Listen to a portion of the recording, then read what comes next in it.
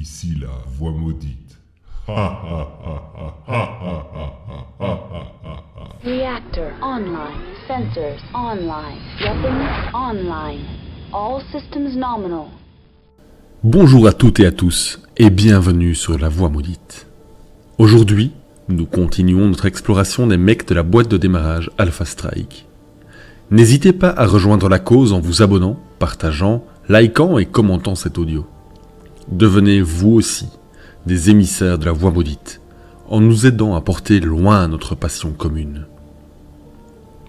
On se retrouve aujourd'hui pour un épisode consacré à un mec quelque peu énigmatique, le Wraith. Comme d'habitude, nous commencerons par un bref aperçu de l'historique du mec, ainsi que de son équipement dans sa version classique. Nous poursuivrons par une analyse de la figurine produite par Catalyst Game Lab, et enfin nous nous attaquerons à 2 profils jouables dans la version des règles d'Alpha Strike. Vous êtes sur la voie maudite, et bienvenue pour votre épisode de Mon mec à moi.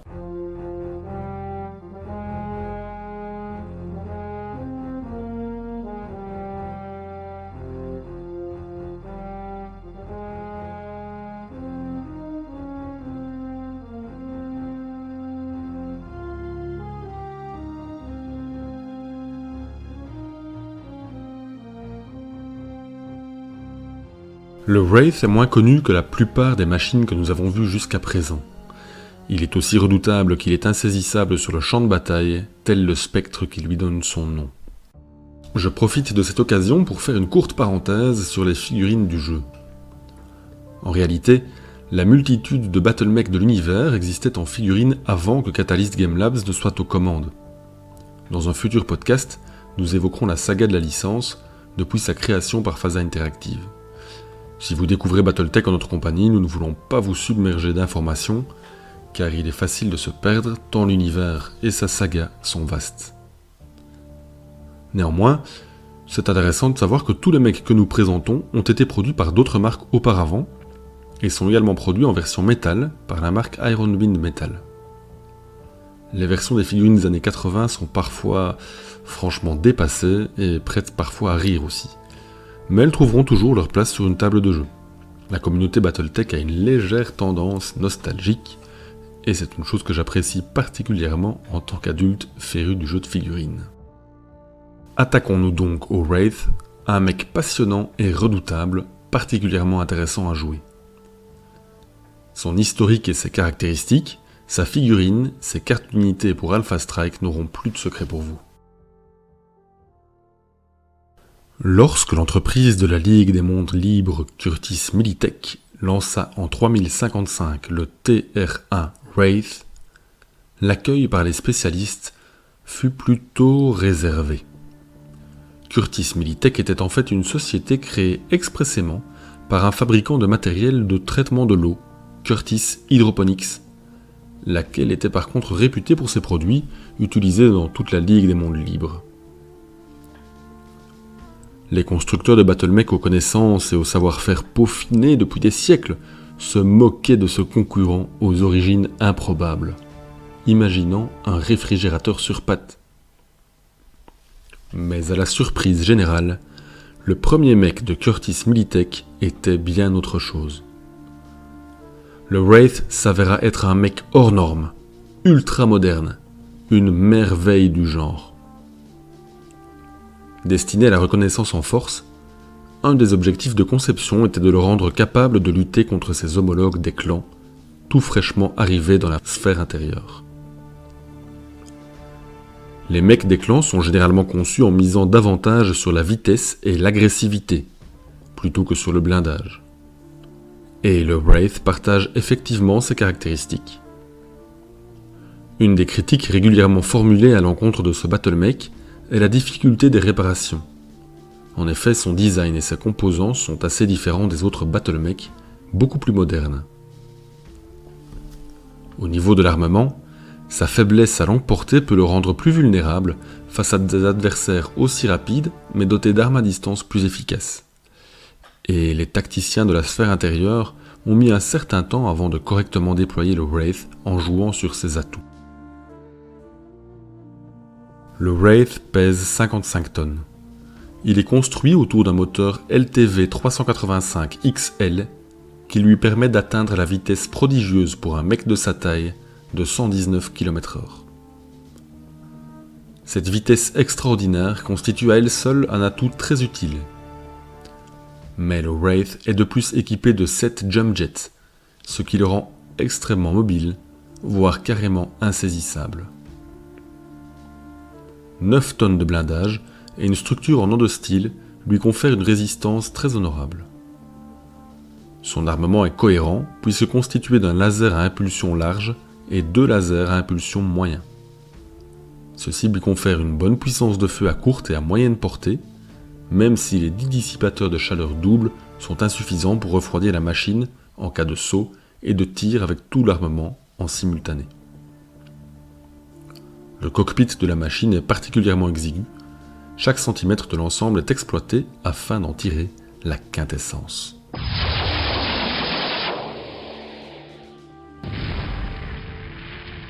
La figurine du Wraith de Catalyst est reconnaissable entre toutes. Elle a un look beaucoup plus fluide. Le look est beaucoup plus dynamique que la plupart des mecs, plus japonisant. Les 2 antennes supérieures et le blindage au-dessus de la tête lui confèrent un air de gros insectes blindés assez unique. Ça peut déplaire, moi je trouve ça original et rafraîchissant, et en plus ça colle tout à fait à l'historique de la machine qui est conçue avec des technologies redécouvertes de façon très novatrice. Sa position est aussi assez furieuse, on dirait qu'il s'apprête à charger un ennemi. La carte d'unité fournie présente 2 versions, le TR1 et le TR5. Le premier est le modèle original du Wraith, le second est la version produite à partir des âges sombres, la période qui précède l'ère Id-Clan. Il faut savoir que Curtis Militech a produit peu de versions différentes du Wraith, estimant probablement à raison qu'il était suffisamment abouti ainsi. Dans la grande majorité des cas, les abréviations des versions des BattleMech sont directement inspirées de leur nom, comme LCT pour le Locust. Dans le cas du Wraith, je n'ai pas trouvé dans la masse de documentation d'où provenaient les initiales TR. Targeting.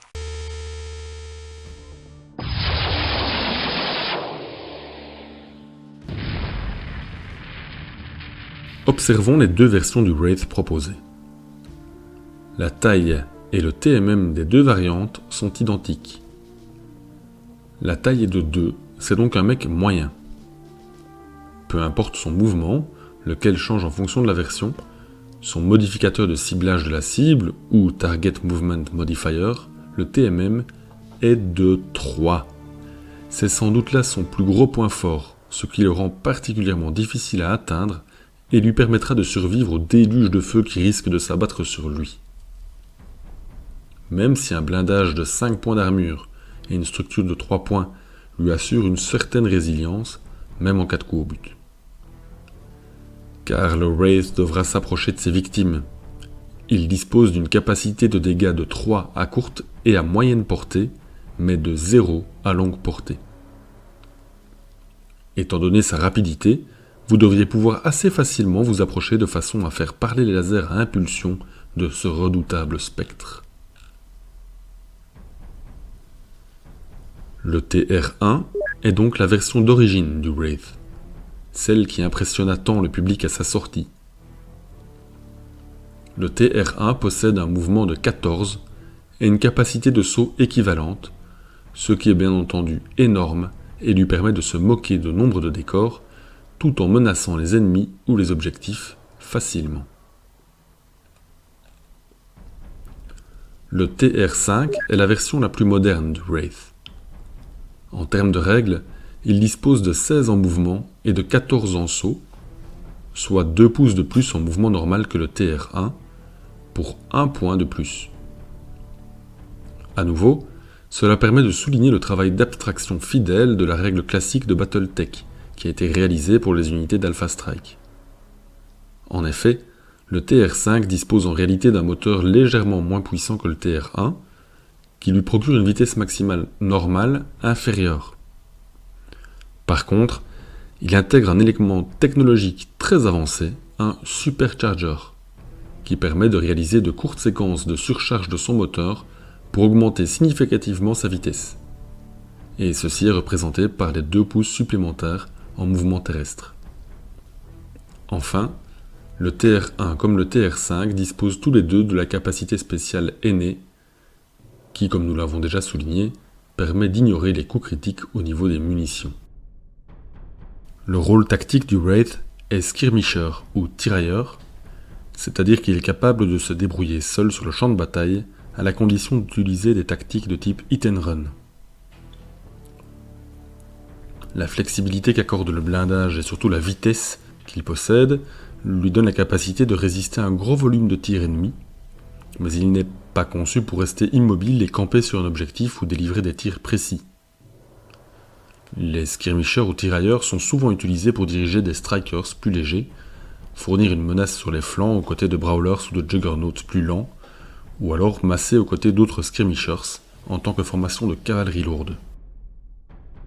En guise de conclusion, je dirais qu'à mon sens, c'est un mec extrêmement dangereux, car vous pouvez le maintenir en retrait de vos forces principales, réaliser des attaques éclairs absolument redoutables, mais vous pouvez également l'utiliser pour prendre et tenir des objectifs le temps nécessaire à vos mecs de type brawlers ou assaut de se rapprocher assez que pour les renforcer. L'absence d'armes à longue portée ne me paraît pas trop handicapante, vu la rapidité de la bête. Mais attention tout de même, vu son coût en points relativement élevé, il vous faudra le rentabiliser. Si vous l'utilisez comme un simple scout, d'autres le feront aussi bien pour moins cher en points. Et merci pour votre écoute. J'espère que cette présentation du Wraith vous aura donné l'envie de le jouer à Alpha Strike et de nous suivre sur la Voie Maudite. A très bientôt.